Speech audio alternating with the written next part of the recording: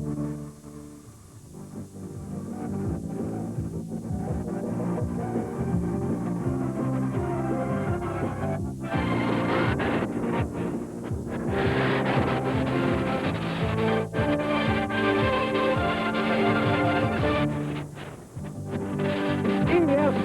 the world leader in motorsports coverage, is pleased to welcome you live to the beautiful Irish Hills of Michigan, side of the ultra-competitive Michigan International Speedway, and seen in today's NASCAR Busch Grand National Series Detroit Gasket 200. It is a beautiful day here in Brooklyn, Michigan, as we are just 60 miles west of the Motor City of Detroit. Hello, everyone. I'm Terry Punch. You know, it would be hard to believe that 12 years ago, when the powers that be at NASCAR consolidated the old late model Sportsman Series and formed the Busch Grand National Tour, that they would ever envision this tour would meet or exceed the Winston Cup Series when it comes to competition and excitement. That's exactly what has happened. Take a look at what has to be the closest point battle of any motorsport series in the world. Owensboro, Kentucky driver David Green just 4 points ahead of Alabama driver Steve Grissom.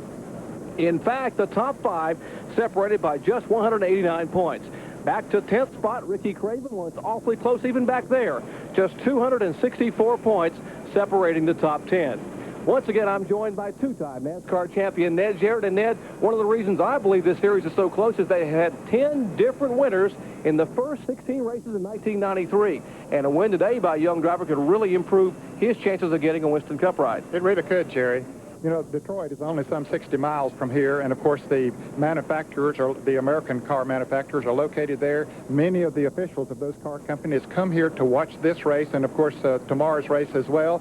And it's a good place for a driver to showcase his talents. And if he can win here, it just might mean going on into Winston Cup racing. Todd Bodine won here last year. He beat 8 NASCAR Winston Cup drivers to the line. The closest Busch Series driver to him finished in 10th place, Joe Nemechek, who went on to win the Busch Championship last year.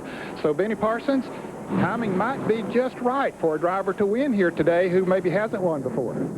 That's exactly right, Ned, because we know for a fact Winston Cup cars 14, 15, 28, 55 have not signed a driver for 1994. They're all interviewing drivers. They're waiting, trying to figure out who the best drivers for their team are going to be, but they haven't signed a driver. These Busch drivers today at the Michigan International Speedway, they hope that they can show something today. Those owners of those cars like, and they'll give them a call this week and say, hey, how about come and drive in my car? That's what all these guys are thinking about.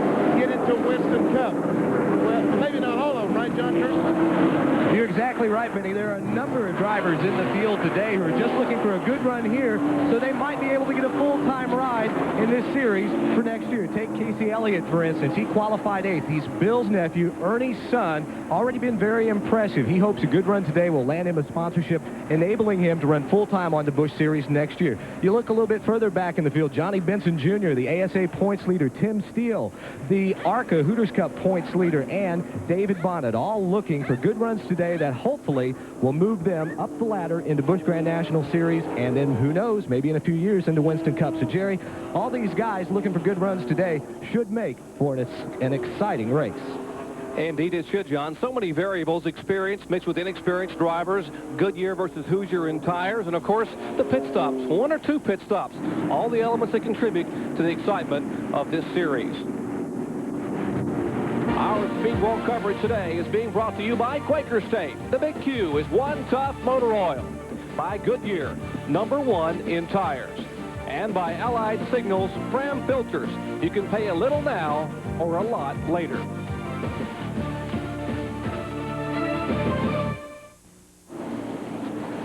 Back in Brooklyn, Michigan, take a look at our starting lineup. 41 strong here for this 200-mile, 100-lap event. The front row, Bill Elliott, his second pole and second track record of the year in the Hardy Boys Racing. Ford Thunderbird, 175.447. Alongside him, Winston Cup competitor Mark Martin.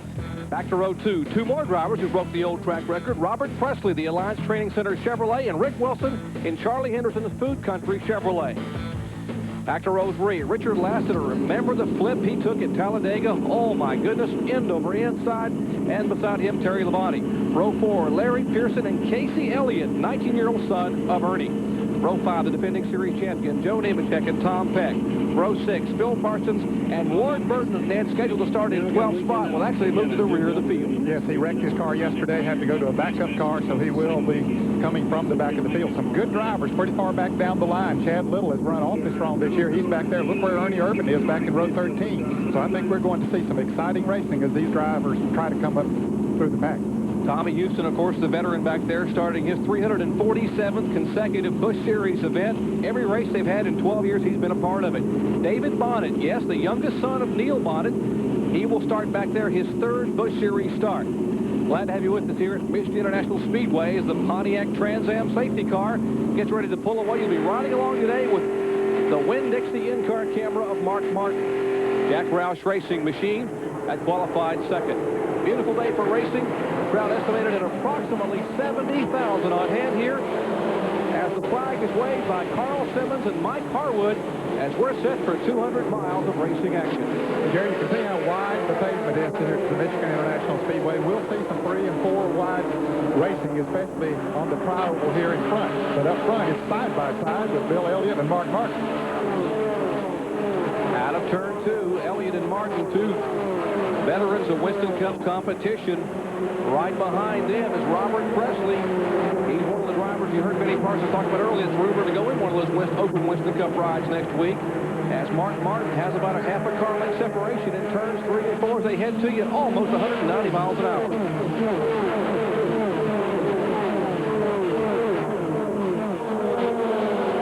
Boy, look at this, Jerry. That's some of that 3 and 4 abreast racing we were talking about back in the pack. That's for about middle of the field, 18th through 20th. 4 cars went into there side by side, and the 3-car of Earnhardt just went right on out in front of them. Good move by Mike Wallace on the inside, the FTP Brake Chevrolet. Back up front, Mark Martin has picked up where he left off before. 1 car spinning, the car number 41. Johnny Benson, as a car takes a roll as it slips backwards, apparently the air just picked the back end of it up and around and rolling over. Here they come back to the start-finish line. Mark Martin will lead them to the start-finish line. Caution being shown for the first time today. A violent crash out of turn 2.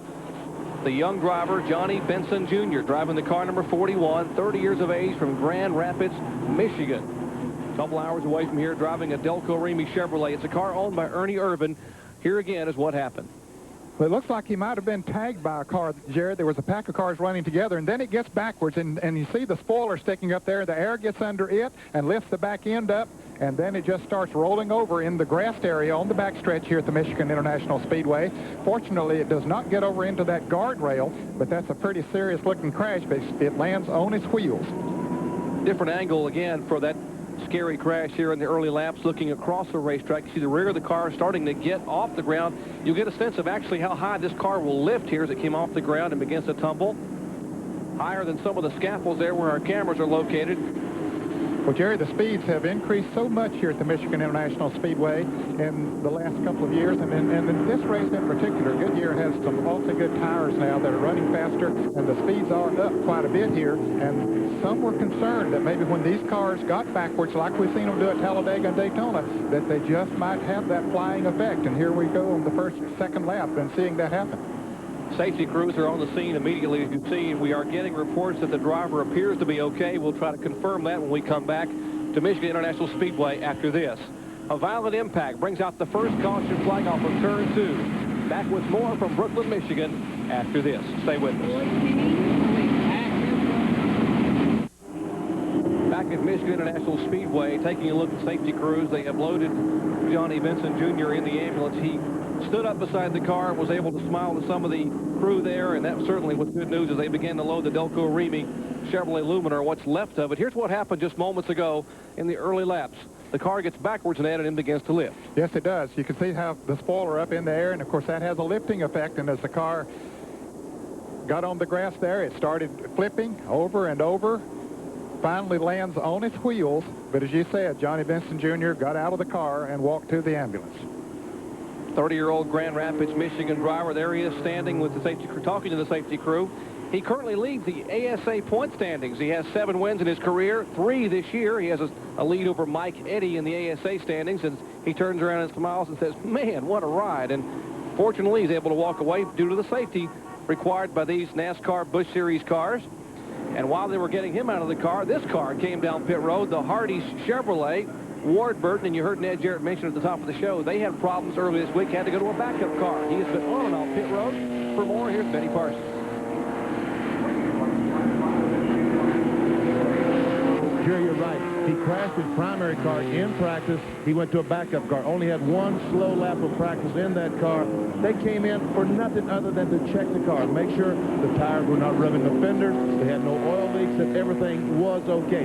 They were in the back of the pack, and after 1 lap, they'd only gained a couple of spots. They really didn't lose anything, so they came down just as a precaution to check everything. I thought it was a very good move, and it shows these guys are thinking of Ward Burton. Indeed, Ward Burton is one of 5 cars on the Hoosier tires. The rest of the field of 41 on the Goodyear radials. Back with more from Michigan as we're under caution after this. Stay with us.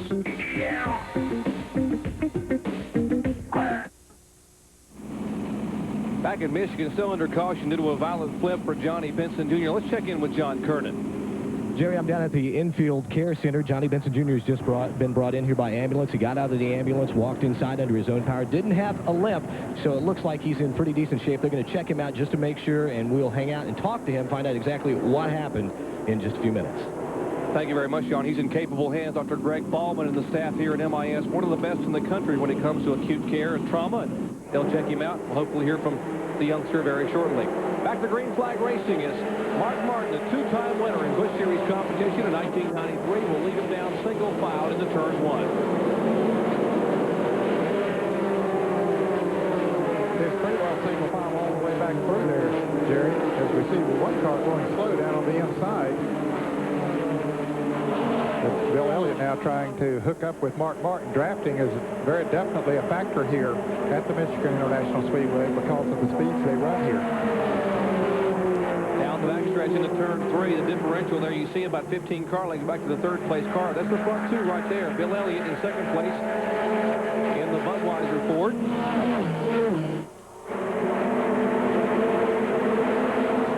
Robert Presley trying to catch up, and look here, they're 4 wide, and Earnhardt down on the inside this time. The last time we saw him 4 wide just before the caution came out, Earnhardt was up on the outside. He goes wherever he needs to go to make some match. Earnhardt heads for turn 1 by way of Ann Arbor, making the left-hand turn down on the bottom of the racetrack, and that's Kenny Schrader in the car number 52 right behind him, the AC Delco sponsored car. They're trying to move by the Stanley Tools machine of Larry Pearson, who's had better and better runs each week. Had a great 2nd place run up at Milwaukee. Behind him, the car number 48, the Capios Ice Cappuccino car. That's Sterling Marlin in a brand new Banjo Matthews prepared machine. Gary Earnhardt started in the 16th position. He is now up to 7th. Close competition here on the banks at Michigan International Speedway. The banking in the turns is 18 degrees. On the front straightaway, it's banked at 12 degrees, so your eyes are not deceiving you. There is quite a bit of banking here on the front stretch. Leaders now heading off turn 2. Back straightaway. And they pulled away from Robert Presley, who is in 3rd place, Jerry. Here is Joe Nemechek, the current Winston Cup point champion in the Denteen Chevrolet, slowing down. Joe Nemechek doing double duty in Michigan in the Busch Series competition and also in the Winston Cup race, which you'll see tomorrow. And unexpectedly, his car is slowing. Nemechek currently 6th in the point standings, so we showed you how tight that was. A problem early here could really create a problem for him. His best finish this year, 2nd in Richmond. As Vic Kangas and the crew, the Denteen crew, will wait for Joe Nemechek, the 1992 Busch Grand National Series champion, to bring his car slowly down pit road. Again, the speed limit here in the pits is 65 miles per hour. We'll check back with them as our pit crew down trackside. We'll check with that crew, but up front, Elliott still stays a couple of car lengths back from Mark Martin. So there we see Mark Martin as he drives that Winn-Dixie Ford. Looks pretty comfortable in there, Jerry, just sitting out front there like he's on a Saturday afternoon drive. Well, he is on a Saturday afternoon drive. And here is Phil Parsons in car number 29 slowing down. The Matchbox white White Rose Chevy. His car, I believe, got tagged a little bit when they spins over there a minute ago. As we have a lead change up front, the Budweiser Ford Thunderbird. This is not the Junior Johnson-owned Budweiser car. This car is actually owned by Charles Hardy and prepared by Gene Roberts. Jim Ruggles, the engine builder for Bill Elliott. The car is prepared down in Dahlonega, Georgia. Gene Roberts, the crew chief. And now Mark Martin will take a look inside. You're riding along inside with the Winn-Dixie in-car camera with the Batesville, Arkansas driver.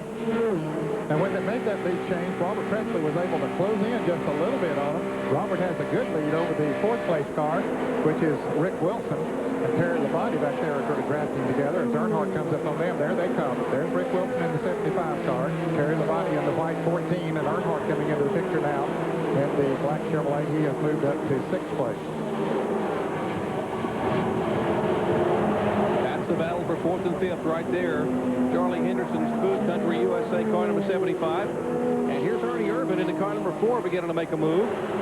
Trying to look inside of Ken Schrader. Yeah, Ernie started way back in the field. In fact, he started 25th. He had to qualify on the second day, but he had a very fast time on the second day, which would have put him way up in the field had he turned out on the first day. We might explain why Ernie didn't qualify on the first day. He had a pretty good reason. He flew home on Thursday to University Medical Center. We're talking about the driver of the car number 4 there, that orange and white label Chevrolet. His wife, Kim, gave birth to a 5-pound, 12-ounce baby girl, Jordan Lee. So congratulations to Ernie Irvin as he nearly slips up toward the wall. Boy, he did. I don't know if he's slowing down and was just getting out of the way. He is certainly slower than he was there a moment ago. He was trying to pass down on the inside, and he just couldn't make the pass. It was sort of like Talladega when you see cars get lined up in a draft, and he just couldn't go by. But now other cars are going by him on the inside. Well, now here he comes back on the outside. So we'll just have to wait and see if he has a problem or if he's just changing grooves on the racetrack. Side-by-side battle. Chuck Bound on the inside, Ernie Irvin on the outside. But let's check in with John Kernan. Johnny Benson Jr. has come out of the infield care center. Johnny, you don't look like a guy who flipped in end over end and just totaled out a race car. Well, you know, it's been a great weekend, and, you know, Ernie gave me a great opportunity, and Delco Remy, and, man, we're sorry to see it happen. You know, I'm not sure what all happened. All of a sudden, I was just going sideways, and but we're doing okay. You know, we talked the other day about this is the biggest track you'd ever been on, how much faster was it, anything else, and I guess that's got to be, without a doubt, the most violent wreck you've had. I think it's probably the highest I've been, so it's no doubt. Track's fast. I'm doing great, everybody at home, so, you know, no worries. Johnny Benson Jr., Jerry, it's good to report he is okay. It is good to report that as we have a lead change once again up front as Mark Martin moves to the inside of Bill Elliott. Coming off the 18-degree bankings, they head down the back straightaway, 2,242 feet. It is a dead heat. And look at, excuse me, Jerry, Robert Presley now with them switching the lead up there. He's been gradually catching them. Now he is up to them as they go side by side through turns 3 and 4. And Mark Martin looking from the in-car camera. You can see Elliott's car up high, and now Presley will ride up on the outside and try to draft by with Bill Elliott. Now a two-car draft. We'll see if the draft will really work with the speeds here or what, Ned. Well, they'll reach 185 or so on these straightaways. These Busch cars don't have to lift a whole lot in the turns. The Winston Cup cars have to back off because they have more horsepower. But these cars are lighter, go through the turns faster, and so they simply don't have to back off that much. So the drafting very definitely is effective here. And Mark Martin assumes the lead. It looks like Robert Presley will just ease between Darrell Walton's Western Auto Chevrolet, which is off the pace, and try to take second spot away. But Bill Elliott says, no, I don't think so. As the Budweiser Ford goes all the way up toward the wall out of turn 4, and looks like they will race toward the stripe, and Elliott will be in second place. And while they were racing side by side, Mark Martin was able to open up a little bit of a lead. We are in the early laps here at Michigan International Speedway, the second annual Busch Grand National Series Detroit Gasket 200. Back after this.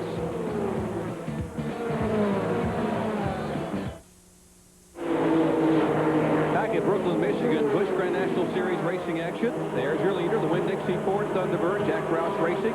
For Mark Martin in second place, the Alliance Training Center's Chevrolet. Robert Presley and the Budweiser Ford of Bill Elliott is third. But behind them, Ned, they're coming in a hurry, including one man in black. Well, Earnhardt has come now up to 4th place from his 16th starting position. He has passed some awfully good race cars. And yeah, I think they might be gaining on the leaders a little bit. Although once Mark Martin got back in front of Bill Elliott, he has been able to pull away a little bit.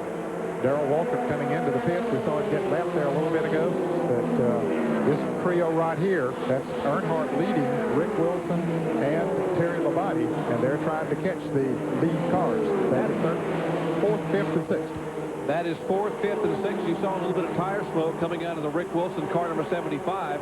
Wilson, who had a great qualifying run. Chris Carrier, the crew chief on that car, veteran crew chief out of Johnson City, Tennessee. He's an East Tennessee State graduate in engineering technology, and put a good car into Rick Wilson. That car now holding in the 5th position. He begins to move in on Earnhardt. Take a look. He started 16th, and he has come to the front in a hurry. Reminiscent of his performance at Talladega a few weeks ago, back on July 24th, when Earnhardt started back in the field, ended up winning at Talladega in the Busch Series competition down there. Now, right behind them, Jerry, is Morgan Shepherd in his own car, number 21, an unsponsored car. That's Phil Parsons, who made a pit stop there a moment ago, that's running with him. But Morgan beginning to close in on Earnhardt and them a little bit. Here's Rick Wilson trying to move on the inside of Earnhardt, trying to take that position of getting away. Earnhardt passed him on the outside a little bit ago with the help of Terry Labonte. Now they run side by side. That's going to hurt them as far as their drive towards the front. Because anytime two cars are running side by side, it slows them down.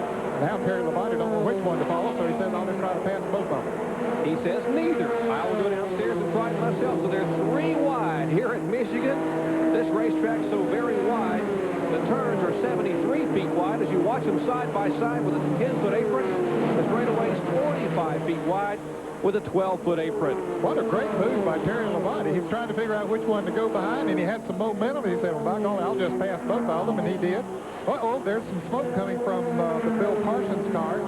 Bill had made a pit stop there a moment ago, so he slowed it down now. Got it down on the inside. No caution flag being shown. Apparently nothing wrong out on the track. That's the White Rose Collectibles Chevrolet Lumina for Phil Parsons. And once again, a 2-car draft up high, a pair of Chevrolets. Terry Labonte and Dale Earnhardt, and Rick Wilson will try the inside. But that's not going to be the quick way, as Labonte leads them by, and they will be able to use the draft to stay up on the high side of the racetrack. Folks, this is the best racing on the racetrack right now that we see. The front 3 drivers have pulled away from this group, but they're all running single file, so you're not missing anything up there. Mark Martin still leading. Robert Crespo is still second, and Bill Elliott third, but these guys are really mixing it up back here. As Morgan Shepherd now catches that. Morgan's got a big open house a week from today at his shops in Conover, North Carolina, and he invites everybody to come by. A lot of drivers will be there, including yours truly, and sign autographs and say hello to the fans. And of course, the proceeds from the event goes to charities in the area. And that's 51-year-old Morgan Shepherd, his first Busch Series start of 1993, back there in the white car number 21. Watching this pack 4 through 7. We might mention Joe Nemechek, who came down pit road a little bit ago, and the car was not performing well. He had a plug wire off. The defending series champion, they Vic Kangas and crew, put the plug wire back on the Dentine Chevrolet, and he's back in the action. Jerry, there's one driver that is really making a move up through the field. We talked about Earnhardt. How about Steve Grissom, who has come from the 33rd starting position? He's second in the Busch point standings, going, as you talked about, at the top of the show, and he has come up to 10th place already. John Kernan, he's on the move.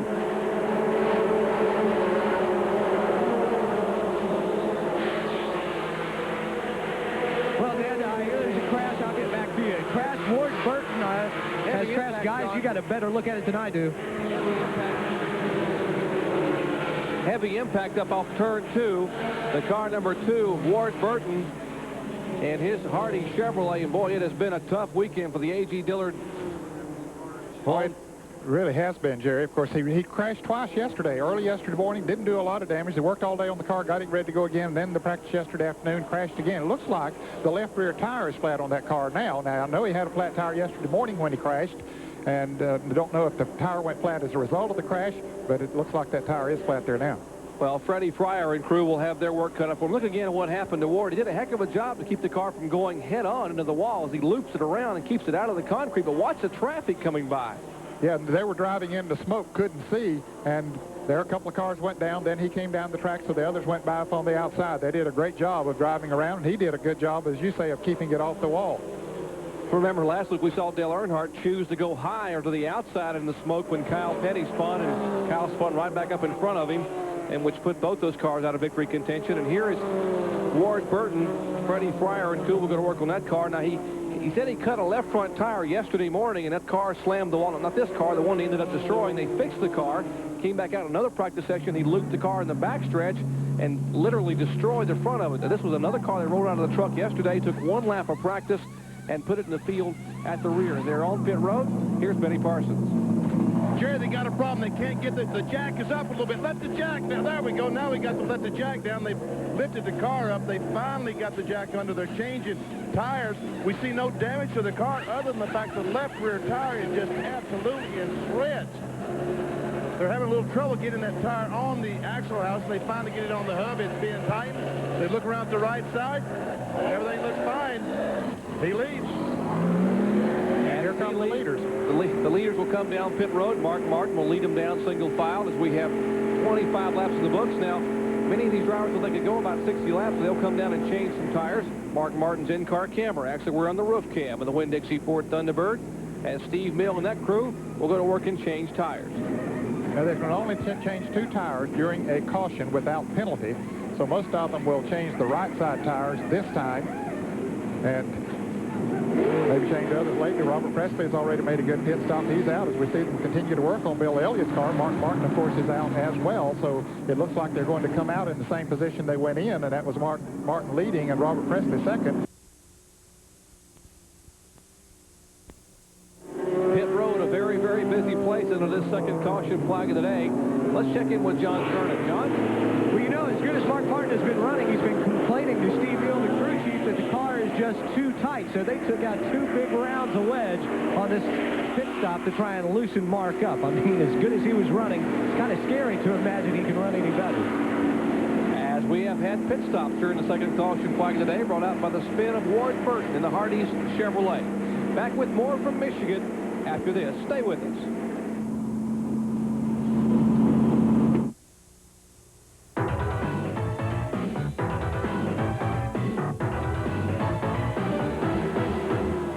Track Facts are brought to you by Quaker State. The Big Q is one tough motor oil. For the past couple of years, we've talked a great deal about camber, but primarily in the rear of the car. This time, we want to talk about camber in the front. Camber in the front is adjustable. Okay, once again, camber. When the top of the tire is out, that's positive camber. In, that's negative camber. Why would we want to change it? Because we want the tire to wear smoothly all the way across the surface of the tire. You do that by adjusting the camber. Okay, how do you do it? Let me show you. This is the upper control arm. These are the shims that go between the frame and the upper control arm. If you want negative camber, you add shims. If you want positive camber, you take the shims out, which lets this control arm go in and out. Now, you can see this control arm. There are different lengths, and every race car, there are different lengths. So how do the fellows figure out what they need? They put this jig on the race car. They bolt it on. They adjust the car the way they want it. They pull this back off, take it over to the bench, put it on this jig, and make an upper control arm. Every race car, the upper control arms are custom made to that car.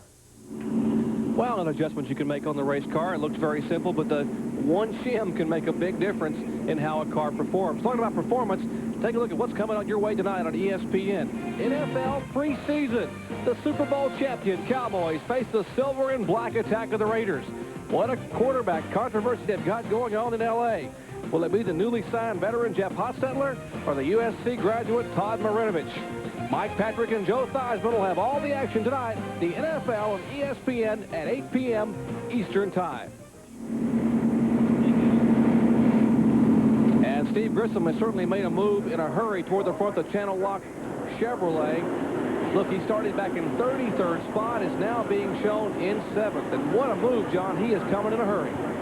Yes, he is. You know, in qualifying, it was one of their typical stories. Brian Fraser, the crew chief, tells me they just didn't run that well. But once Steve got more and more laps out there on the racetrack, in fact, Steve told me this morning he was feeling a lot more confident. He said, we didn't really make any changes to the race car in practice yesterday. He said it was just driver changes, a little bit more confidence, driving a little bit deeper, and it looks like they're going to be in fine shape for the rest of this race.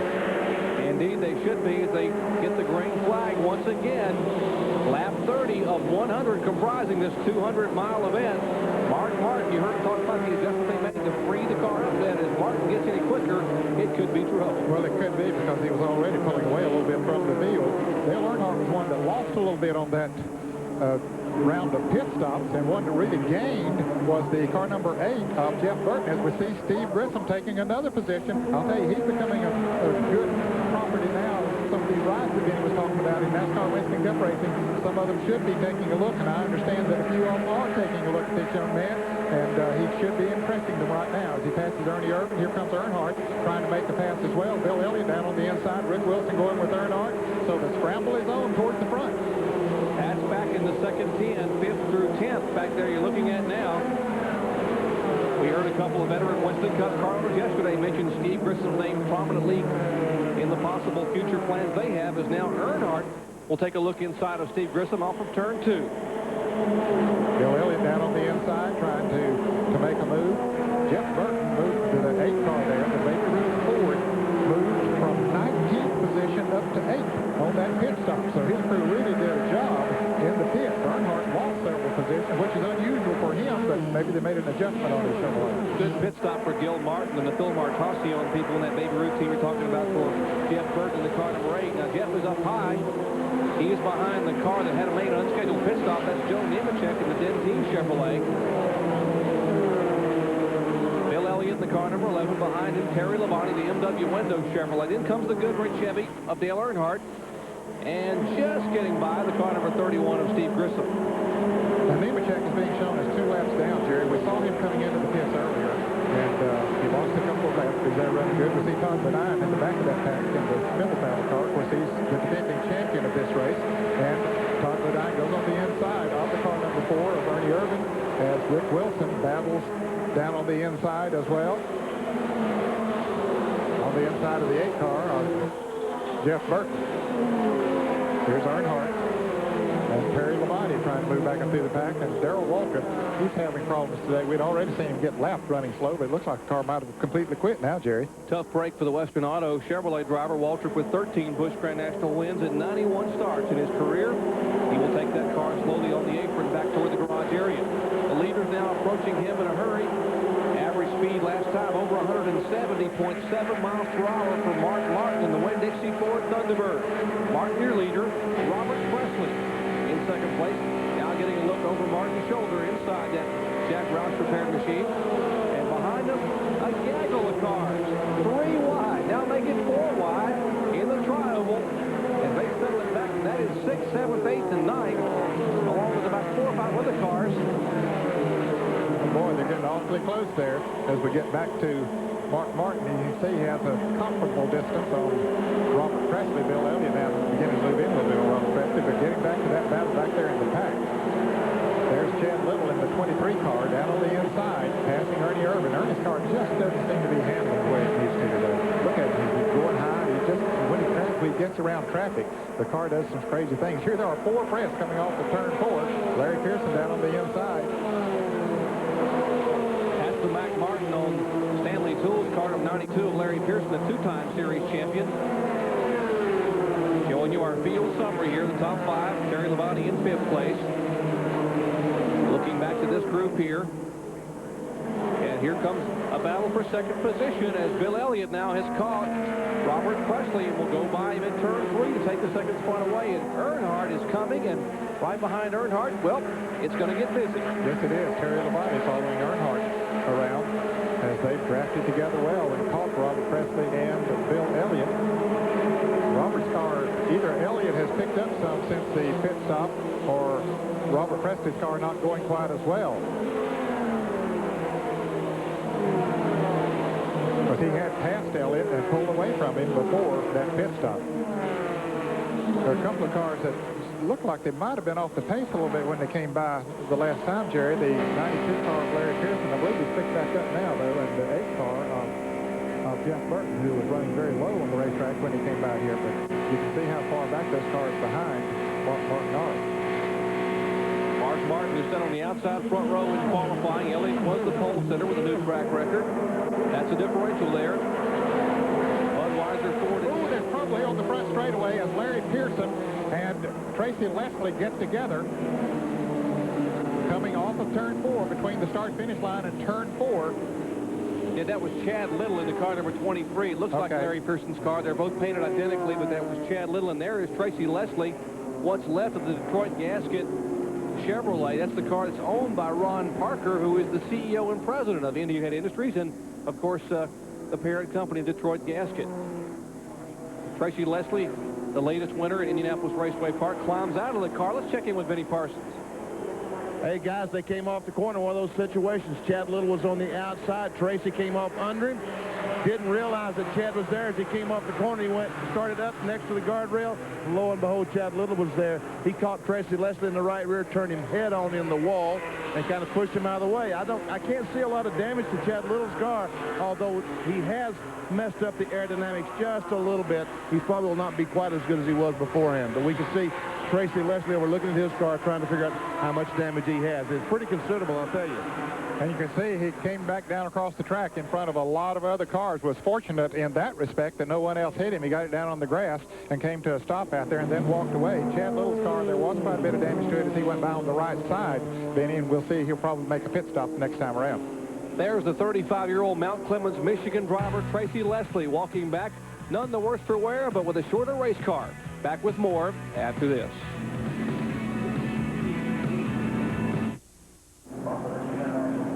Back in Brooklyn, Michigan, under caution for the third time a day. They're pulling away what's left of the Detroit Gasket Chevrolet Lumina of Tracy Leslie, who just took a wild ride, and our John Kernan is with him. John?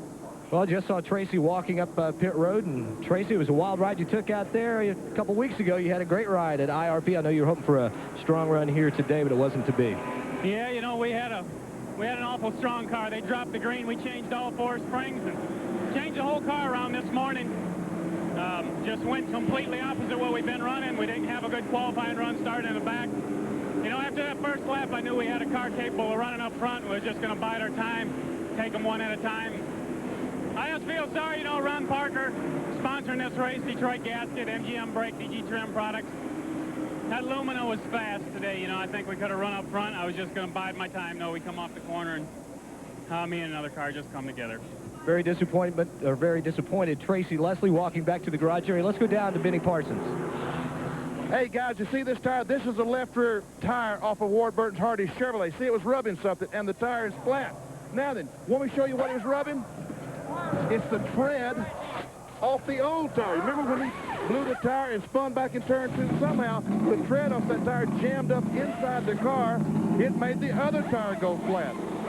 Wow, how this thing jammed up inside that car, I'll never know. Boy, I tell you, anything can happen on a racetrack.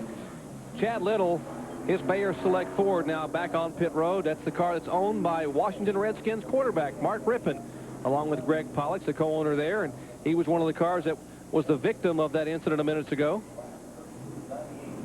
And here are the pit stops that moments ago took place during this third caution flag today. Ned, everyone came to pits. Yeah, all the leaders came down, excepting Morgan Shepherd. He didn't make a pit stop, but most everyone else did, and they took on left side tires this time. Remember, they changed right side tires the last time around, and Mark Martin, the first out again. This time, Bill Elliott, see the red car coming out. He comes out behind Mark Martin, and Steve Grissom lost a few positions there. And our leader is the car number 21, the Dick Schultz prepared white and red numeral Ford Thunderbird of Morgan Shepherd, as we have 40 laps complete. 60 to go at Michigan. Back after this. And just a half a lap ago, they waved the green flag, and the leader was the car number 21, but he's battling right now with the car number 5. Good run for Richard Lassiter out of Little Rock, Arkansas. As Lassiter now goes downstairs, his best qualifying effort ever. But you're watching Martin's view in the car number 60, and Ned Mark is coming, and so is Dale Earnhardt. Yeah, Earnhardt is mixing it up in there. He's going to try to dip down on the inside as they come to the start-finish line. They're 3 abreast as they head down into turn 1. Who's going to give? Right behind them is Bill Elliott and Richard Lassiter. Earnhardt on the bottom of the racetrack in the Chevrolet. Martin by half a car length out of turn 2. And it's a drag race down the backstretch, 2,200 feet. It's Ford, Chevrolet, and Ford, and now the 2 Fords are nose to tail in a drag. Well, Richard Lassiter backed off on the outside, which was a very smart thing to do. Here comes Robert Presley down on the inside. He wants to get back up front there again as he moves down on the inside of Bill Elliott. Lassiter is in the white 5, right behind the red car. Bill Elliott doing a great job here. What a job Richard Lassiter is doing. Remember that violent rollover he had? Slid on his roof at almost 190 miles an hour in Talladega a few weeks ago. And to come back in here and run as well as he has, he broke his shoulder in Talladega. Had to miss the race at IRP because he couldn't move his right arm. But he's in the race car here. His best qualifying effort ever. Let's check in with John Kernan.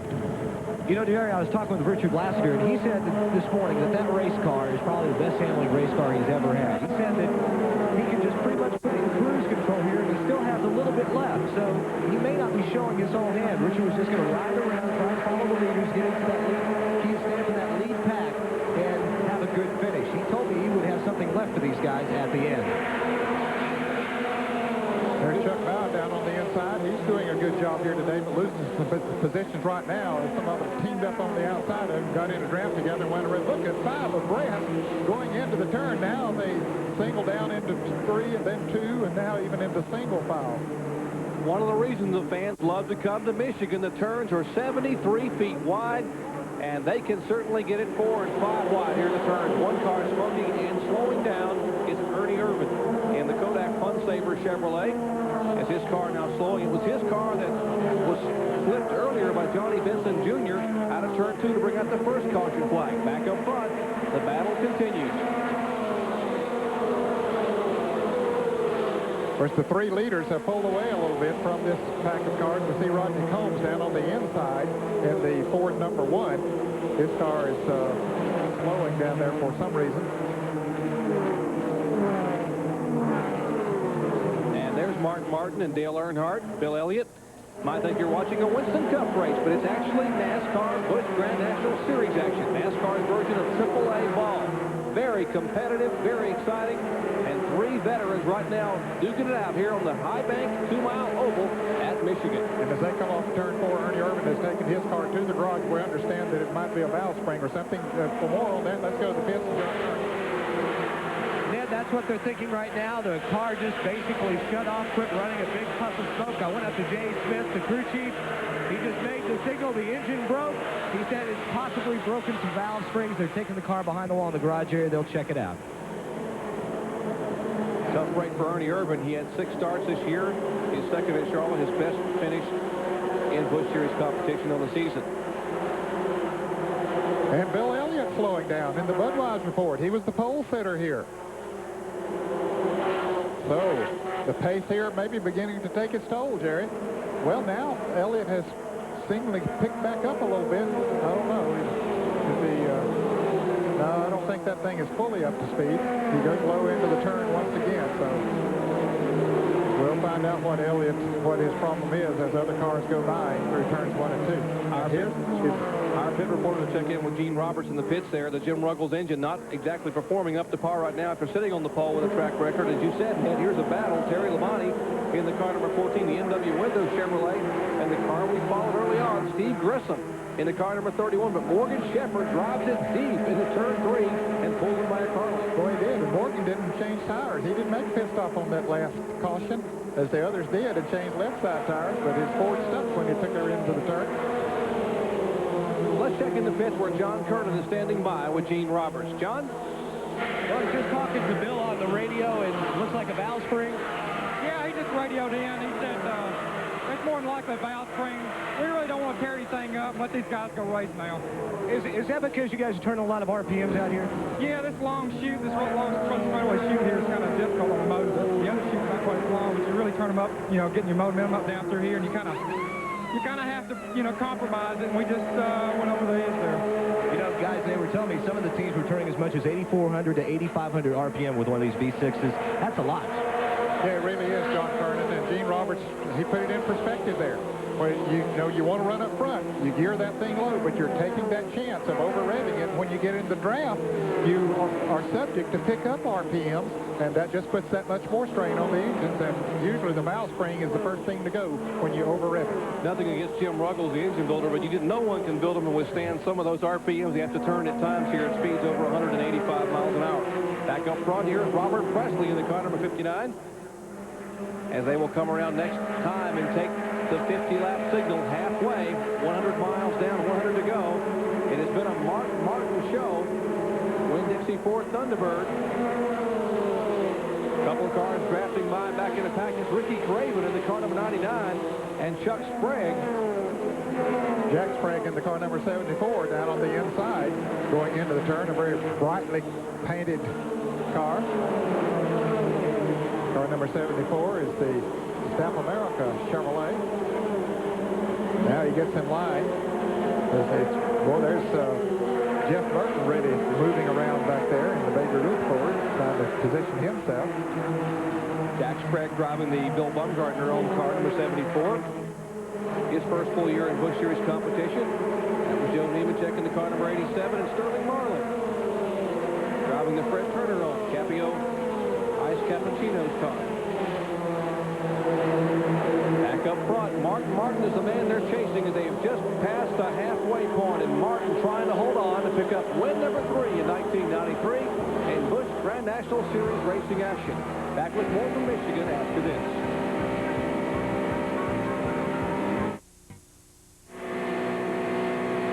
And you're watching 34-year-old Batesville, Arkansas driver Mark Martin. Looks like he's having a nice little Sunday drive or a Saturday drive as he is pulled away, continues to lead, but just behind him, here's the battle. Goodrich Chevrolet, Dale Earnhardt.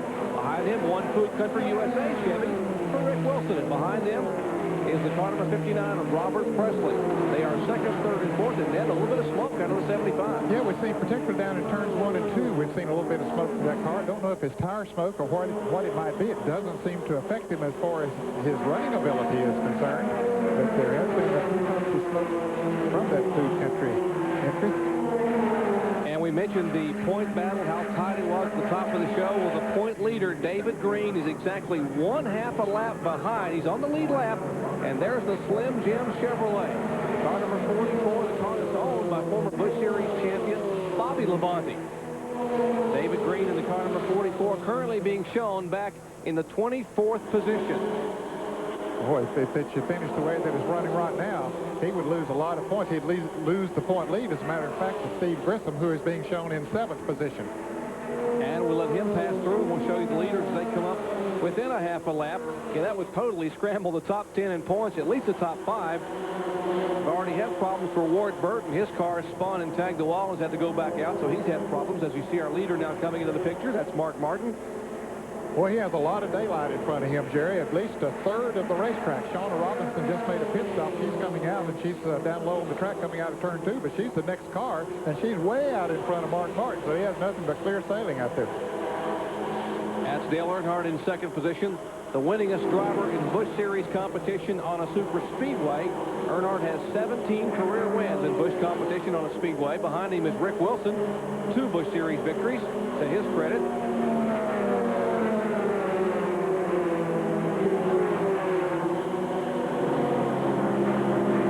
A minute ago, the 75 car, the Food Country USA car of Charlie Henderson, has been smoking a little bit. Benny, you found out what the problem might be? Jerry, I talked to Chris Jerry, the crew chief on the Food Country car, asked him what the smoke was. He said the car's a little bit tight, and they think it's tire smoke. But I tell you what, I don't see these radials smoke very much on these cars, so I don't know. But that's their opinion, is they got some tire smoke, and they're going to adjust and loosen the car up a little bit on the next caution flag, and they think that's going to cure the problem. We'll see. Boy, Benny, it could very well be tire smoke, but that last time we had a close-up on him going around that turn, and just at one particular part of the turn, you could see more smoke than at any other time. I believe that when he gets to that point of the turn, that there's something rubbing just a little bit on that car and causing that tire smoke.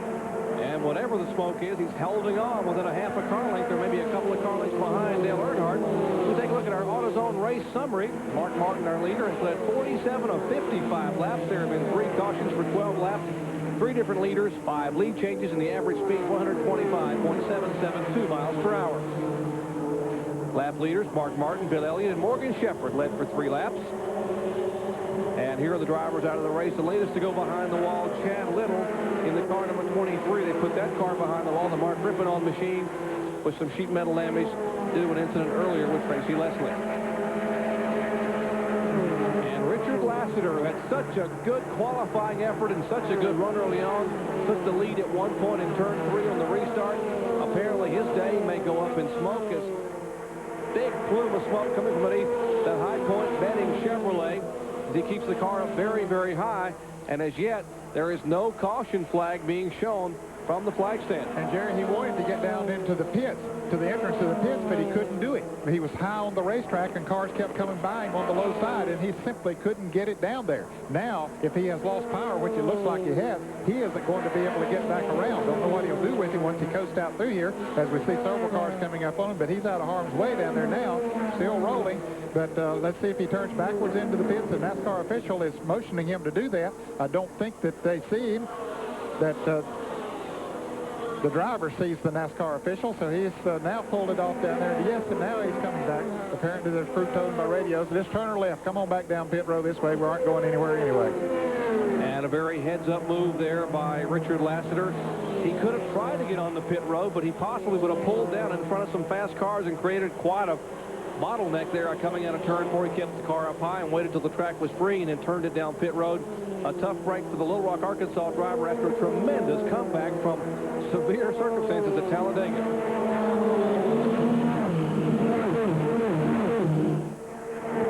Showing 60 laps in the books here, 40 to go, and the second annual Detroit Gasket. And another car going out, the Shauna Robinson entry. The captive is the Polaroid Chevrolet, but they have a new film or something, Jerry. That Captiva. Captiva, yeah, the camera. That's the new camera that develops the film, that the pictures inside. Develops them inside, shoots them out, and Shauna from Des Moines, Iowa. And boy, what a tough couple weeks she's had. She was at IRP a couple weeks ago when she was informed that her father, Richard Lefty Robinson, had passed away after he had a stroke about a year ago. And she had to make a very difficult decision. As you know, Lefty sponsored her and supported her racing career, and she went on the race and collected her best finish of the year at 12th at IRP.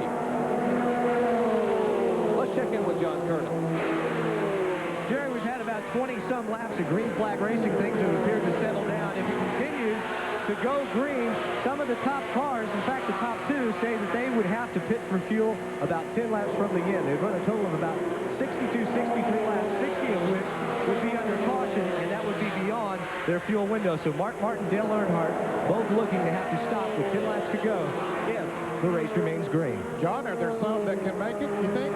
Well, I've heard some talk. I haven't had a chance to survey everybody on pit road, but several teams had said upwards of 62 laps, but that was pushing it. The figure that I heard most commonly among most of the teams the last couple of days was between 55 and 58 laps. John, the car number 75 has Chris Carrier as a crew chief. Now, Chris Carrier used to work with Harry Gant's Ed Whitaker team back when they got excellent gas mileage. And Chris said, I think I might be able to get 65 laps out of this thing. He told me yesterday, so if he can do it, he might be able just to snatch a win here in Michigan on fuel mileage. But we've seen that happen before. I tell you what, Jerry, I'll walk down there and talk to Chris.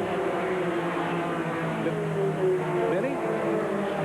Guys, I talked to Chris Carrier. He said it's going to be close, and he put his finger, his thumb, his forefinger almost together. He said, but I really think we can make it. They think they can make it on the floor. They're hoping that the caution flag does not come out. I think they're going to gamble on this little baby. Once again, Chris Carrier is the crew chief for the car number 75. Charlie Henderson owns the car. Rick Wilson is the driver of the Food Country, which is currently smoking. Here's the car number 27, the agency rent-a-car Chevrolet for Roy Payne, former ARCA Rookie of the Year. Had a good run here in the past at ARCA, finished second here to Dave Mader, but now his day is coming up short. And I'm sure that the car number 75, Rick Wilson, does not want to see a caution flag come out in. Well, but it doesn't look like he's going to be able to make it. He's coasting awfully slow. He's almost to the pit entrance, but he's almost stopped, too. So I don't know if he can make it or not. He's still rolling. He might be able to get back without a caution. 25-year-old Roy Payne, one of the rookie drivers this year in Busch Series competition, trying to get that car owned by his dad Curtis back toward pit road so that crew chief Donnie Allison, the crew chief on that car as of the past 3 weeks, can get a chance to work on it. He has now made his turn off the racetrack and is headed back down pit road, almost to the edge of the pit wall. Well, a tough break for the agency rent-a-car team there and Roy Payne. And as he's coasting in, Shauna Robinson, whatever her problem was, she got it fixed and going back out on the racetrack. Shauna, of course, driving for Mike Laughlin, the car builder out of Greenville, South Carolina. Still 26 cars in the lead lap. And Mark Martin, just where he was at the very beginning of this afternoon, leading the way here as we show 66 laps in the books and caution now being shown to the field. Back with more after this. stay with us. Back in Michigan under caution for the 4th time today. Everyone on pit road. Here's Benny Parsons. We see the 44 pit board. That's Rick Wilson's Winston Cup pit board. The boot country cars. We have 3 cars making pit stops. We're watching. I'm in the 75 pit. Mark Martin's already got right side tires. Dale Earnhardt is fitted farther down pit road. He'll also take on right tires. Rick Wilson, I see, headed down pit road. And also, Vinny and Robert Presley have a pretty good stop up your way. Robert Presley had a great pit stop. He's out and away. The 75 car had a great right side pit stop. And he is out. We also made a chassis adjustment on the 75 car. The NASCAR officials all in the pits, watching the pits, trying to see some oil on the racetrack to see if the 75 car might be losing some oil. Guys, I don't see a thing in this pit. Well, I really don't think it was oil that was coming out, causing that smoke to come from his car. Looked like when the body shifted over in the turn there, the car began to smoke a little bit. That's as Casey Elliott's car number 94. Remember Casey making his first start in Busch Series competition. He's being held here, Jerry. He tried to race Mark Martin back to the line to get back in the lead lap. He didn't quite make it. I was looking down on it, and he just simply didn't quite make it, and so they're just taking the lap away that he gained there by racing back to the line. It's not a penalty. It's just that they're taking that lap away.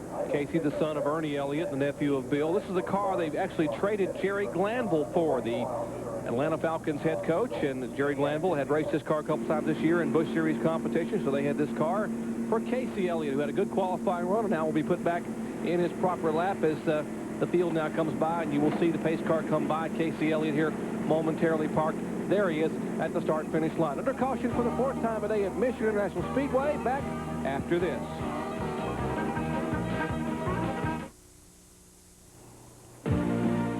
Our Speed World coverage being brought to you by Smooth Busch Beer and easy drinking Busch Light. Busch, the official beer of NASCAR. And by Napa, because there are no unimportant parts. Now there's Mark Martin's in-car camera. Moments ago, young Casey Elliott, here he is in the Bosch Ford Thunderbird. His first Busch start, trying to beat Martin back to the line. Watch the white car. He doesn't quite do it by about 6 inches, and that's why he was being held. And John Kerner, what are they saying down in the pits about the job this young Elliott driver is doing? Jerry, they can't be more pleased. In fact, a lot of the people from down in the Georgia area have known Casey since he was in diapers, have all said he reminds them so much of his Uncle Bill that they expect him to, if he sticks with it, to be just as good a driver one day as Bill Elliott is. They say that his temperament matches Bill's. He's very patient. He doesn't go out and take a lot of chances, and he drives a very smart race, so they expect him to do quite well. In fact, yesterday, Bill took him out on the racetrack. Now, Casey had never been here before to run. Bill took him out and did some practice laps, and Jerry, it was something to watch. I know you witnessed that. Oh, he looked like he was picking his pocket. He told Casey, he said, you stay in this line, I'm going to go high, above you, below you, behind you. It looked like he was just trying to pick his pocket as he was all around that car number 94, trying to give him an idea of what the car would feel like in the draft.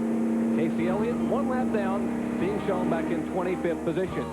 Back with more Busch Series Grand National Racing from Michigan International Speedway after this.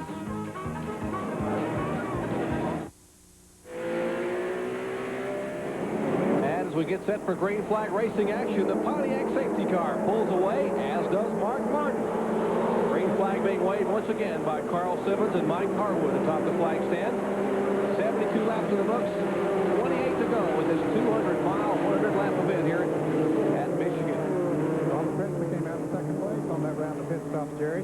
Now, one driver who gained a lot on that round of pit stops was Tim Steele, who's driving the Davey Allison Racing Ford number 28, the Max Gold Avalon car. He was 20th when he came in. Now he's 11th. And here he comes into car number 28 as Rodney Combs goes back down the inside, making it 3 abreast going into the turn, and he spins.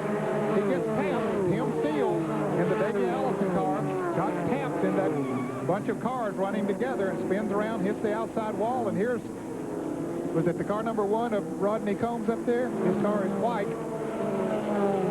That was up ahead of him, and he spun as well, so the caution is out again. And once again, the caution flag flies. Here's the car number 8, the Baby Ruth Ford Thunderbird. That is Jeff Burton. So the younger brother of Ward is not the car number 1 of Rodney Combs. It was making a move there on the restart. Once again, here's the car number 28 being sandwiched between 2 cars. And I think it maybe just got touched a little bit, Jerry, and it doesn't take much. And there's the 8 car of Jeff Burton spinning around up on the outside.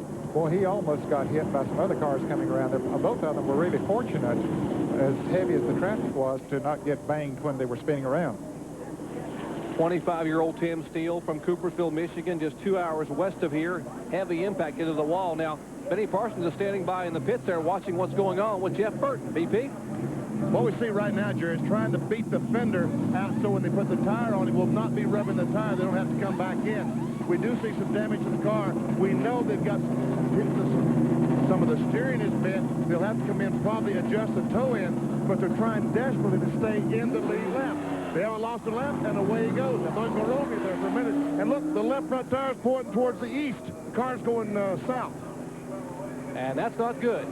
No. We talked about the point standings. I mean, take a look at, we've mentioned that Ward Burton has had trouble with the wall. Joe Nemechek has had problems. Jeff Burton now on pit road. And there's Tim Steele, thankfully. Red Farmer and the crew down there in Birmingham, Alabama, or Hueytown build them awfully safe, as they did for many, many years for the late Davey Allison. And Tim Steele will climb out of the car. Once again, Ned, here's what happened. And that is the car number 1 of Rodney Combs down on the inside, and he clips. I think Davey might have got up into the other car, and here comes the 8 car. That's how he got into it, as the 28 car went up into Jeff Burton and or into Tim Steele, and that's how the 8 car spun around up in front of him. And the car number 28 sits up there. They are required by the NASCAR sanctioning body to take a mandatory ride to the infield care center. It's a very good rule. I applaud that to be checked out as Tim Steele climbs in there. Let's check in with Benny Parsons. Ned, you did the same thing I did, didn't you, buddy? You see that 28 car, and right away you think of Davey Allison. This time it's Tim Steele. Last week it was Lake Speed. I called him Davey Allison. How long you reckon we'll do that, Ned? I don't know. I said the Davey Allison car. I meant the Davey Allison Racing owned car. Oh, you knew Tim Steele was in it? Yeah, I knew Tim Steele was in the car. Okay. Yeah. I thought last week I put Davey Allison right in that car again. Well, I'll tell you, we'll probably all make that mistake a lot. And I'll tell you, when he crawled out of that car, Tim Steele is about the same size of Davey Allison, and in that uniform, he looks a whole lot like him. And we all indeed wish it was Davey Allison. We'd love to have Davey in this event today. Tim Steele, we are told, will drive 7 more events in that car that's prepared by Red Farmer out of Hueytown, Alabama. As we're under caution for the 5th time today. Remember, coming up following our telecast, Speed Week with Bob Jenkins and all the motorsports coverage from around the world. Coming up at 3 p.m. Eastern Time. Speed Week with Bob Jenkins, and we'll keep you up to date on what's happening on tires and wheels around the world. Back with more from Michigan after this. Stay with us.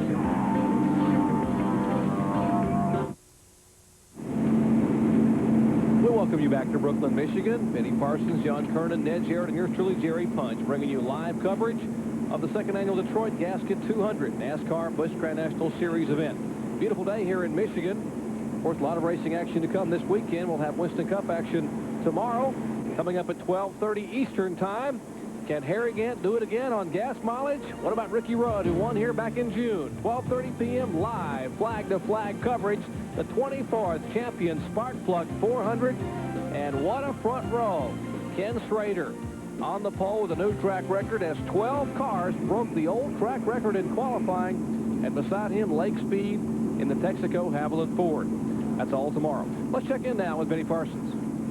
Hey, guys, want to play softball? I got me a softball bat. What's a softball bat doing in the pits?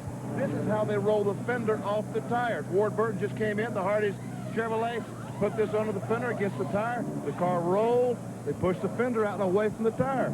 Pretty handy, too. If you get bored, get the race car ready to go, you can play softball. Now, I've seen Benny set softball games down at the Sarah Lee NASCAR deal, and but Jerry, I don't believe that bat would work too good on this car. Too much sheet metal damage. I don't believe the bat's going to help that one too much. They're going to take it back to Hueytown and have Red Farmer and the guys work on it. Indeed, every time we see the car number 28 up there, we begin to think of Davey Allison and what a very difficult loss that was to motorsports.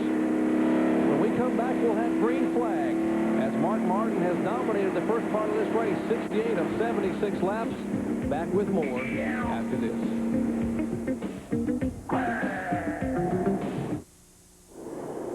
And back back at Michigan. Some fans came all the way from Buffalo to be on ESPN. Thank you very much for the hello, and to Bob Benny and myself. But remember, we do have another member, John Kernan. John is part of our team, so put another steak on, and all of us will be down when it's over. Benny, stay put. A few laps to go, then you can eat your steak.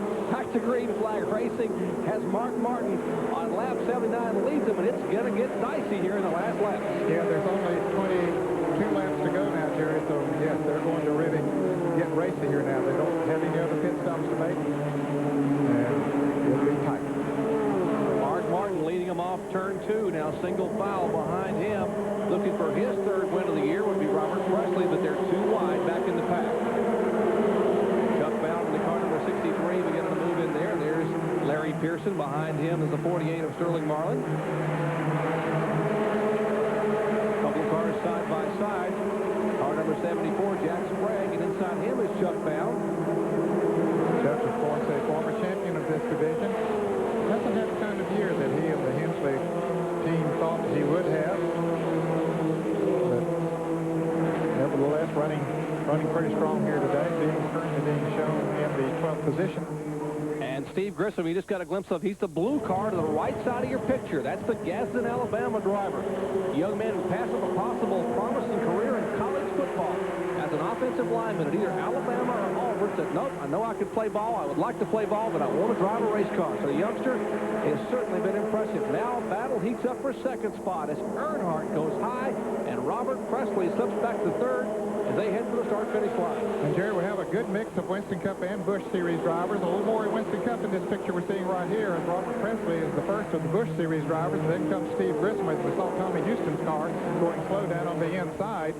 But a year ago, as we said, Todd Bodine won this race, and many felt that opened the door for him to get a full-time Winston Cup ride. And he does now have that with the Blitz Mock Racing team. And Robert Presley would like to, well, in fact, he's been a real hot property. His name has been mentioned a lot, and we have reason to believe that he'll be in a Winston Cup car next year. A lot of owners in the garage area have been fighting over who's going to get Robert Presley, and likewise with Steve Grissom as the cars now move down off the banking, trying to, well, they played a little draft tag there. Yeah, I guess. They're having a tough time. They're drafting, but there's Chad Little slowing, or no, that's the car number 25, Hermie Sadler. Leading Rookie of the Year contender in the Virginia is for Lovers car. That's the Don Beverly-owned machine. Hermie having his best finish at Milwaukee earlier in the year. He finished third. Apparently, engine has gone south on his car, and the University of North Carolina graduate will pull that car onto an apron in the backstretch, so we will not see a caution play. Yeah, he had the presence of mind to pull it off the track, let him go racing. He knew his racing day was over. Here's 14th, 15th, and 16th. Ken Schrader in the car number 52 back there. Behind him is Chuck Bound.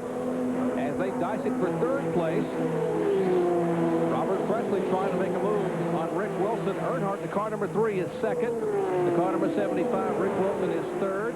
Then fourth is Robert Presley. Fifth, the car number 14, that's Terry Labonte. And, Jerry, there are 21 cars still on the lead lap, and they are racing for positions on every part of the racetrack where those cars are, and knowing that the race is winding down, and so everybody trying to pick up as many positions as they can. Less than 20 laps to go. In fact, this time by, it will be 17 laps remaining in this Busch Series event, 200 miles here at Michigan International Speedway.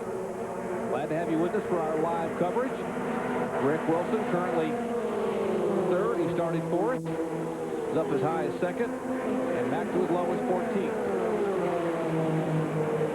Has not led a lap. He has 2 Busch Series wins to his credit. And Terry Labonte trying to make a move beneath Robert Presley. Can't quite get the muscle to make the move as Presley is in the car number 59, and behind him, Steve Grissom in another Chevrolet as they are now door to door. And when Steve Grissom jumped up there behind Presley, they had the high side, had the momentum coming off of that turn, and Terry Labonte, who almost had that position, which was fourth, couldn't quite do it. Now he drops back to sixth.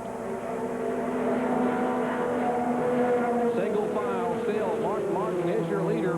That is Mark coming at you in the Windex C4. Got about 7 car lengths back to Earnhardt and Rick Wilson. And you riding along now with our leader, 34-year-old Batesville, Arkansas driver, Mark Martin, the Windex C4. And he has nothing but daylight in front of him, racetrack and daylight, because it's more than a half a lap to another race car. He shouldn't even have to deal with anyone excepting the cars behind him. And so far, he hadn't had to deal too much with them. Mark Martin has led 76 of 84 laps. He has dominated here. And even though he didn't qualify too well for tomorrow's race, Jerry, everybody is pointing to him as being the favorite in the Jackie Spark Plug 400 tomorrow. He qualified in 12th position, but they think that he's really going to be the car to beat tomorrow. And last year's winner, that's Todd Bodine in the Fiddle Faddle Chevrolet. He's beginning to make a move. Bodine qualified his car back in 17th for this race. He qualified 12th a year ago and won it, so he's beginning to purr a little bit. Behind him, Ricky Craven in the car number 99 also coming. Craven in the DuPont sponsored automobile, doing a good job of drafting Todd Bodine, and that's the smart thing for them to do, is to stay in single file and try to catch up with that group of cars in front of them. They're about a little over a second behind the front-running pack of cars. And Todd Bodine qualified 6th for tomorrow's race. The factory stores Ford, the Raymont Racing efforts. Good qualifying effort for Todd Bodine. He will start 6th outside row 3 in the Champion Spark Plug 400 tomorrow. So certainly knows this racetrack. And the rumor is that possibly Mike McLaughlin will go in this car here next year when Todd Bodine is full-time in Winston Cup and the former Modified Series champion will be able to get this CC in well of a ride with Clyde McLeod as the crew chief. Jerry, as these cars come off the turn 4, the Burton brothers not having a good day here. We've already documented some of the things about Ward Burton. He's going out the pits here right now, down on the inside of the racetrack there. But his brother, Jeff Burton, has been in the pit since that last caution, has lost a lot of laps. They continue to work on the Baker Boost 4, so the Burton brothers not having a good day at Michigan. Back in 15th and 16th spot, the car number 7, that is Harry Gant, and behind him, the car number 1, that is the effort of Rodney Combs. Rodney Combs driving the car number 1, running the entire year in the Rodney Rexroad Joey N. Galliano machine. And there's the Fridges Mustard Ed Whitaker on machine. We show you Harry Gant started way back in 40th position and worked his way to 16th spot, was up as high as 14th. He has not led a lap. Harry Gant currently tied with Dale Earnhardt as the second most winning active driver in Busch Series competition. Gant has 20 career Busch Series wins, so does Earnhardt. You know who has the most Busch Series wins as an active driver, Ned? From Hickory, North Carolina. Tommy Houston. Really? Good. Tommy has 24 wins and is the winningest active driver in the series. And Tommy's son won his first Winston Series race last night, 200 lapper at Tri-County Speedway. Andy Houston won a 200 lapper up there in Hudson, North Carolina. So Tommy was, I think, more excited about Andy winning last night than he was maybe running a good race here today. So our congratulations to Andy Houston. I think the Houston brothers, the Houston name is going to be around for a long time because Marty Houston is running regularly at the Hickory Speedway and Tri-County Speedway, and they're both up in the points at the Hickory Speedway. So I think we're going to see those guys around for a long, long time doing a great job. Average speed close to the record, 124.037, a record a little over 125.4. So they're moving in on it, even though we've had 5 caution flags.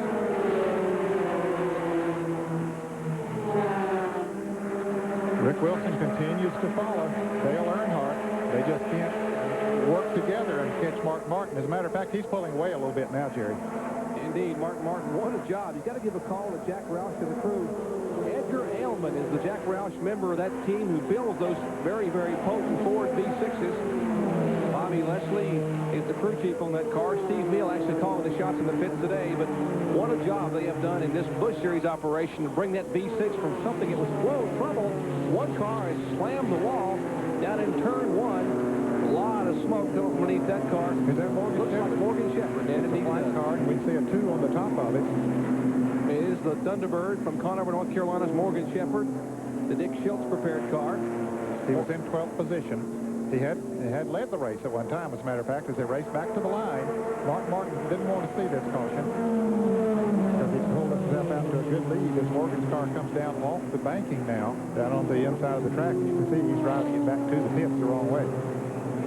And here's Morgan Shepherd coming back. This is Morgan's first Busch Series start. Talk about young drivers. Morgan had tapped possibly Dennis Setzer to drive his car some this year in Busch Series competition. And I think Dennis drove the car at Charlotte and was looking to possibly drive this car in the future. Dennis Setzer, who runs regularly Hickory Speedway for Bob Friedman and Benny Yunt. Here again, what happened to Morgan Shepherd a minute ago as the car headed for turn 1. And it looks like that Sterling Marlin, I believe, in the car number 48, maybe gave him just a little bit of a tap and spinned Morgan to the outside of the racetrack, and he hugged the wall, just grinding away up there, staying out of the way of the other traffic at least, but doing a lot of damage to Morgan's Ford. Good move by Larry Pearson in the car number 92, the Mac Martin on Stanley Tools car. Pearson looked to have nowhere to go, made a hard left turn, got on the brakes, and was able to avoid the spinning car of Morgan Shepherd. 6 caution flag today, so you can throw that record speed out the window because it won't happen today. Todd Bodine's record of over 125.4 will stand for another year. And here's Dale Earnhardt pulling right up alongside the leader, looking over at Mark, let him know I'm back there. Yeah, he says, I'm here now, caught up to you. The caution has come out. He wasn't going to catch him, but the caution didn't come out unless something happened to the number 60 of Mark Martin. Here's Morgan Shepherd getting out of his car. An accident took Tim Steele from the event. Kirby Sadler leaving with an engine problem, and now the accident for Morgan Shepherd. Morgan trying to get his helmet off and catch his breath. Our Benny Parsons has caught up with him, and the car has been shortened significantly, BP. Yeah, it sure has, Jerry. There's heavy, heavy damage to the left rear of this car, and Morgan said, well, what the heck, it's already junked. I might as well drive it back to the pits. Morgan, you okay? Yeah, I'm okay, Benny. We cut a left rear tire down going down the front straightaway. Just all of a sudden, we must have run over something and cut it, and it went flat, and it kind of turned me sideways into the wall. You spun around and backed in the fence? Yeah, I backed in the fence, and I was able to hold it against it and keep from not jumping out in front of the traffic. Tell you what, you got some pretty good damage here. It must have been a pretty good lick. Yeah, it was. It backed into it pretty hard. Okay, guys, let's see who's going to win this thing. Okay, Benny, let's clarify that situation since Morgan said what he had. I think when the tire went flat and he slowed down just a little bit, Sterling Marlin was very close on him. Might have hit him a little bit, but it wasn't Sterling's fault, so we certainly want to clear that up. And what's good to see, Morgan Shepherd is in good shape. Unfortunately, his race car is not. That's what's left of his Ford Thunderbird, as we are under caution for the 6th time today. Back with about a 7-lap sprint after this. Stay with us.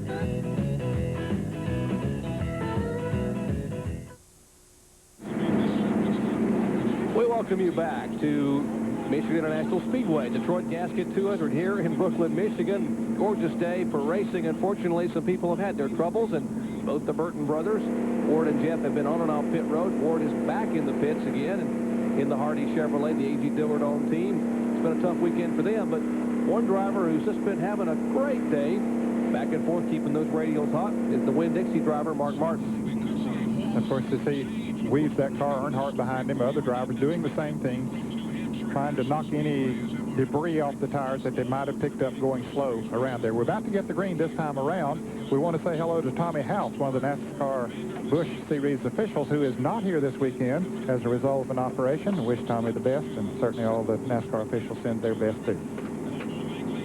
And for those of you able to hear some radio coming out, that is Elmo Langley, the pace car driver, who's driving that Pontiac Trans Am, and he rockets that red Trans Am down pit road as Mark Martin will get the green flag, and it'll be a shootout, lap 95, as they come to turn 1, and we'll see if indeed the caution flag helped Earnhardt at all, but Martin starts to pull away, as he did a minute ago. Well, that car just works so well down on the bottom of the racetrack, Jerry. He gets traction off the turn, and look how far he has already pulled away, as there is a battle now for the 3rd position, as Robert Presley moves on the inside of Rick Wilson in the Food Country car. Robert drives her deep on into turn 3. And he has to back off right in the middle of the turn. Here comes Wilson back. That's going to be good for Earnhardt, because that let him pull away a little bit as Mark Martin continues to pull away from Earnhardt. Remember, we told you the young drivers want to be impressive here in front of all the factory just 60 miles away in Motor City in Detroit. Robert Presley at 34 years of age from Asheville, North Carolina. Second-generation driver. His father, Bob, one of the best short-track competitors ever to come out of Asheville. And look at Steve Griffin talking about young drivers being impressive. Could possibly take the points lead. In fact, should take the points lead to get the good top 5 finish. And the Channel Lock driver from Gasket, Alabama, will take over the spot. Yeah, the Slim Jim car, David Green, who is leading points coming in, is being shown now back in 19th position, Jerry. So Steve Griffin would take over the point and have a pretty good point lead, as a matter of fact, as they go to to New Hampshire next weekend. And here's last year's winner, Todd Bodine, out on the inside, trying to make a move inside Ricky Craven as they begin to move toward the front. In the final laps, every position counts, and David Green, our point leader, needs to get as many as possible. Let's check in with John Turner. You know, this is David Green's first trip here to Michigan International Speedway as a driver. He was here last year working with Bobby Labonte. He told me he was getting more and more comfortable with this racetrack and that he hoped to finish today. He wasn't looking at really winning the race, but if you look at his record for the first half of the year, of the 12 remaining races, he's got 6 top 10 finishes already at those racetracks. So he says he's thinking championship. If he can get through today, get a decent finish out of today, he feels very confident about the remainder of the season. Indeed he should, the way he has been consistent all year long. 3 laps to go, and they really shuffled up Terry Labonte on the inside of Steve Grissom. Labonte in the white and red numeral, car number 14. He takes the spot away. Grissom in the car number 31. And the car number 75 still smoking. The car just moving out of the left of your screen. That's our leader, Mark Martin. Then comes Earnhardt. Then Robert Presley in the 59. Labonte the 14. Grissom the 31. And 75 still puffing a little smoke every now and then, but Rick Wilson hanging right with him. Done a great job with that car today. And here's the car number 99 of Ricky Craven having a great run here today. This might be one of his better super speedway runs as he moves on the inside. So tries to. Rick Wilson, he had to back off because he was going to be run out of racetrack there. Ricky Craven, the 1991 Busch Grand National North champion and last year's Busch Grand National Rookie of the Year. Ricky Craven has a spotter. Jeff Gordon on top of the truck, letting know what's going on as they are door to door now out of turn 2. Smoke still coming out. Rick Wilson says, never mind, I'm driving the race car. Laps down, couple laps to go, and Rick Wilson in the car number 75 trying to take the spot away. That's 5th spot they're battling for now, and Wilson has the advantage in turn 3. Well, and Steve Grissom has to, he's a smart race driver, and he's got to think here, hey, now, I'm close to the end of this race, going to get me a top 10 finish, don't need to do anything foolish here. Well, he pulls back out in front of Rick Wilson as they get the white flag, Jerry. They're still jockeying around back there, but Steve Grissom wants to see the checker flag. He don't want to do anything foolish and not be able to see it. Steve Grissom knows he could possibly take the point lead, possibly have a shot at getting a leg up to get his first Busch Series championship. Mark Martin looks to be on his way to victory for the 3rd time in 1992. Earnhardt 2nd, Robert Presley 3rd, Terry Labonte 4th, Grissom 5th, Rick Wilson 6th, Ricky Craven 7th, and Todd Bodine now being shown in the 8th position, last year's winner. Last time out of turn 4 for 34-year-old Batesville, Arkansas driver Mark Martin as Carl Simmons waves the checkered flag and Martin will take the victory. And here's a battle of the line as Sterling Marlin and the car number 92, that's Larry Pearson they battle. And Steve Meal, who called the shots all day, has got to be smiling. Right, John Kernan?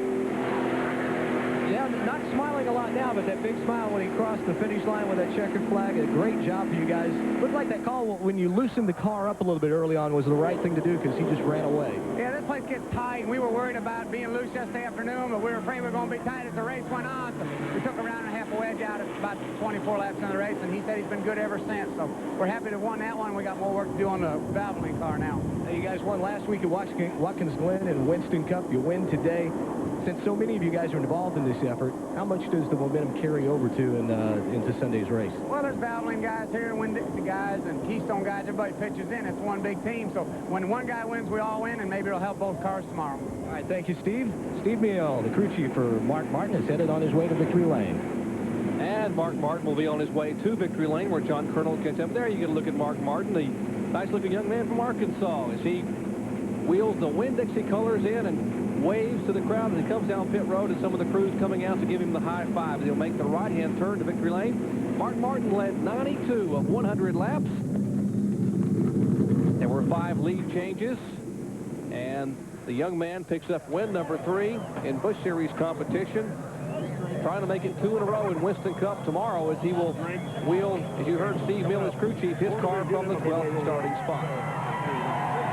And now Mark Martin climbs out and waves to the crowd.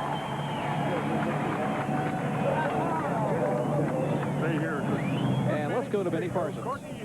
Okay, Mark, go ahead, put your hat on you because we got to talk to you. There we go. Different hat than last week, same result, a victory. Well, I just want to thank Goodyear for putting us on the greatest race tires in the world. Man, those things were super. They, the longer this car ran on them, the faster it got. And I really want to thank my crew, too, all the Winn-Dixie folks for hanging there with us, and the fast pit stops. I think we came out of the pits in first every time today. this car this year, if you finish the race, you win the race. That's about it. Yeah, I've wrecked it several times and broken it several times, but if we can keep it running all day, she's tough. Once again, I'd like to say thanks to all the Winn-Dixie folks. This is a great day for us. What was Earnhardt saying to you when he pulled up beside of you on the caution flag? I think he was wanting to probably intimidate me, but he was really kind of asking me if his right front tire and fender was okay. He had got up against somebody, but he said in Winston that he pulled up beside of me to intimidate me, you know, and I wouldn't look at him, but I would look at him today. So what did you tell him about his right front fender? I wasn't hurt. It was going to be a good race. Dale's car was really quick for 2 or 3 laps, and I hated to see that yellow right at the end, you know, because Dale's tough, and on cold tires he might have had a shot. But I found out after seeing what happened there that his car was really great on new tires, that if they were used and we got a yellow, I could still pull away. But if we put brand new tires on for a couple of laps, he could make me run really hard. I'd have to kind of work at it, and then the longer we'd run, those radials would just start kicking in for us. Can you learn anything in the Busch Grand National car on Saturday afternoon, a car that's lighter, a 6-cylinder engine, about Sunday's race? We can learn that we like to win. You like that, huh? We like that. Steve Grissom trying to win a championship. He's with John Kernan. Steve, great comeback today. You told me this morning that you figured the car was going to run all right. You were going to handle the race well, and great finish. Well, I'll tell you, we qualifying, we just didn't do it. The car was fast right off the trailer, and when it got qualifying time, we done our usual deal with the 10-lock Chevy and qualifying the back. But I tell you, this guy's on the team. They worked super hard, had it driving good. And, you know, that's the main thing. As long as you handle, you get back toward the front. And we're just a little bit tight there at the end of the race. But still, top 5 finish, we'll take it. By my calculations, our calculations, the way you look at it, as close as it was, you're in the points lead right now. Heading down the home stretch. How's the feeling? Well, I mean, you know, the points are important, and sure, we'd like to win the championship. But again, we approached this race just like we approached Daytona back in February, and that was to go there to win the race and not finish as good as you can. If you do that, the points will be there. And I tell you, these boys, they kept their head up. They're working hard, keep their nose to the ground, and, you know, hopefully when it comes into the season, we'll be around in the hunt. You know, we're in Detroit, Motor City's, what, an hour east of here. How important is it to have a good showing up here and let some of these guys, the factory teams and things, to see you perform as far as moving up into Winston Cup? How important was today's run? Well, you know, more so than that, I think it's probably that we've had a good showing here for this team, for Channel Lock. They had 200 people here today, and you know, it's good to have a good showing for them. We've had our past 2 finishes, our races hadn't been that great. We've run good in them, we just hadn't finished. And none of these boys put their head down, and at one time pushed the panic button. Here we are back, and had a good run today. Steve Grissom with a good run, the top 5 finish, looking to win that first Busch Grand National Championship. Started back in 33rd spot and finished 5th today. Lots of racing action coming your way tomorrow. Live flag-to-flag coverage at Champion Spark Plug 400. Today's winner, Mark Martin, will start his battling Ford outside of row 6 in 12th spot. Be sure to join us for our live flag-to-flag coverage. Bob Dinkins and all the crew tomorrow right here at Michigan. Back after this.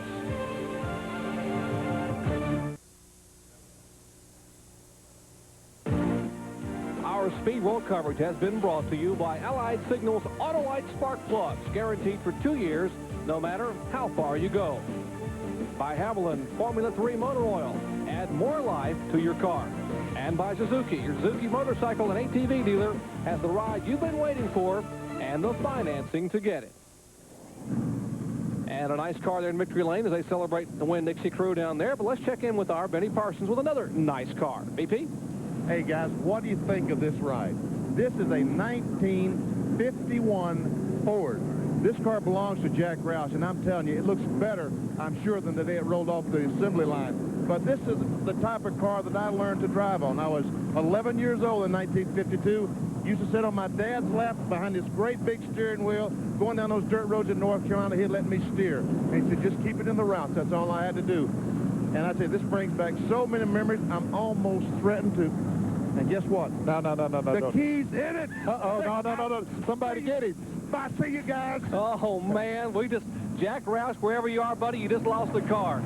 BP is in there. We can get that hit, get his... Well, I tell you, Jerry, I saw that car down in the garage area this week, and it brought back some memories to me, too. I bought one of those things new. I was 19 years old when it came out. Bought one of them new, and I'll tell you, there goes Benny. Well, oh, man, he fired it up. Let's check in with, while Benny takes out his way around the racetrack, let's check in with John. John? Oh, sure. Benny gets a car. I stay here with Robert Presley. And, you know, we talked about Robert possibly moving up into Winston Cup. And, Robert, tell everybody what you told me about running against these Winston Cup drivers in Busch racing. I tell you, we've got to beat them, you know, down here in this Busch first. And Dale and Mark, they just wore us out today, you know. The only way we could beat them is in a long run. So maybe if we run 500 laps here instead, or 500 miles instead of 250, we might have beat them. But, you know, they was tough, and we done everything we could, just come up short. You were the highest finishing Busch Series regular, making it your way up in the points now.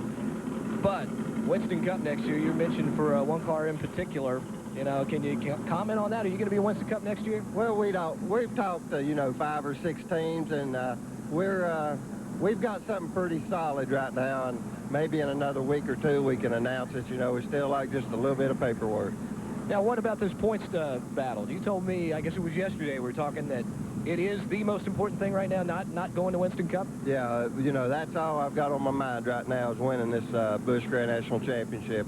We got Steve 10 points today. You know, if we can get 10 the next 10 races, you know, we can beat him by about 10. So that's what we're hoping for. Well, you know, I know last year they won more races than anyone else on the Busch circuit, but consistency was a little bit of a problem. Got into also some other people's messes. Didn't win the championship. I know Robert would really like to win it, bring it home this year. It looks like they found that consistency that they need to win the championship. Speaking of consistency, what about Ken Schrader? You know, Benny, the last few races, he's been starting near the front. He's up front tomorrow. You dirty guys in the truck, I was ready to leave in my nice 51 Ford. You said I got to come back to work because we got to stay on there for another few minutes. So I got to come back and interview Ken Schrader instead of riding off in the 51 Ford. Schrader, finished 9th today. Tomorrow you're on the pole for the Champion Spark Plug 400. You need a victory, buddy. Yeah, we need one real bad. You know, we didn't like our 9th today. I think maybe we brought the wrong car. This plate's so fast now. Due to Goodyear's new tire, I think we need our Daytona Talladega car. But I ain't got a 9th place car tomorrow. I think we're looking pretty good. You broke the track record by over a half a second. Is that what we're going to see the rest of the year? It's going to be real fast. Goodyear just keeps coming back with newer tires and better tires all the time. Went through the factory at Akron and watched them build them Thursday, and I think that gave all the drivers enough confidence to see how they do it, just to drive them harder too, because they're just phenomenal tires.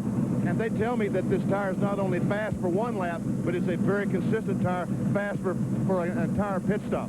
The Busch car, you got to scare yourself the whole run. You just never check up. You just run her flat out the whole time. Is that why you're so white and sweating so much? It's a thrill. He's scared. Let's go in the truck, buddy. We'll get you unscared.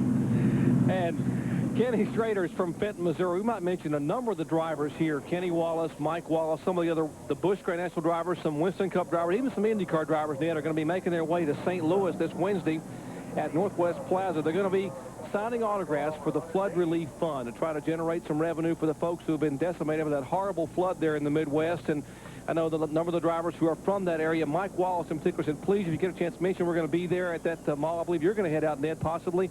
A number of people will be there, including some IndyCar drivers. I believe John Andretti is coming down. That's on Wednesday of this week. And all of the donations for autographs will go to the folks who had the serious problem with the flood. And as Benny Parsons, there's his ride still waiting on him there. We'll be back with more from Michigan International Speedway as Mark Martin has gone to victory lane for the 3rd time in 1993 here. Back with more after this.